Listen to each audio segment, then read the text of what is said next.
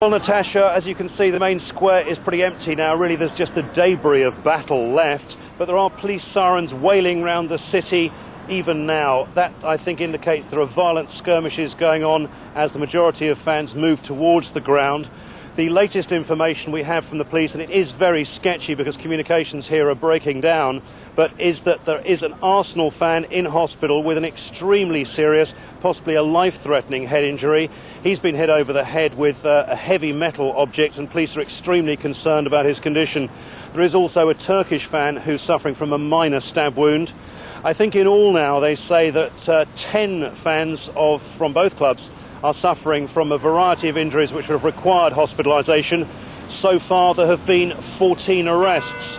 But as I think you're probably already aware, the scenes here were quite horrific this afternoon. There were running pitched battles across the square and down the side streets.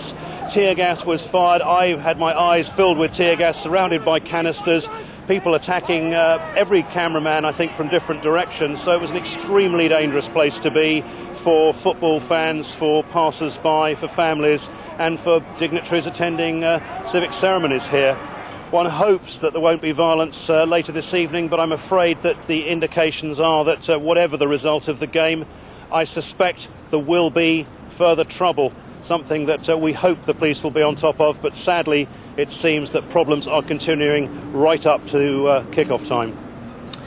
Marcus Powell in the city centre, thank you.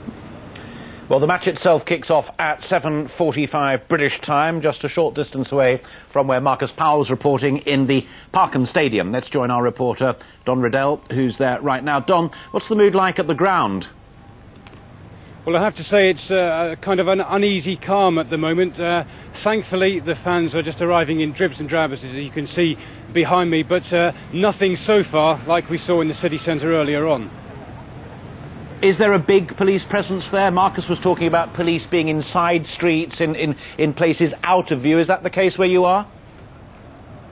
Well, there's not been too much in evidence to our view from where we are at the moment, but the main presence, we believe, is over on the far side, behind the stadium, behind the stand you can see, and that's where the main fans are being ushered in. They're trying to keep the fans apart. The Galatasray fans are being brought in at the bottom of the road, and the Arsenal fans at the top. I must say, I spoke to a Danish police officer a few moments ago, and he actually said what he saw in the city centre earlier on wasn't that bad.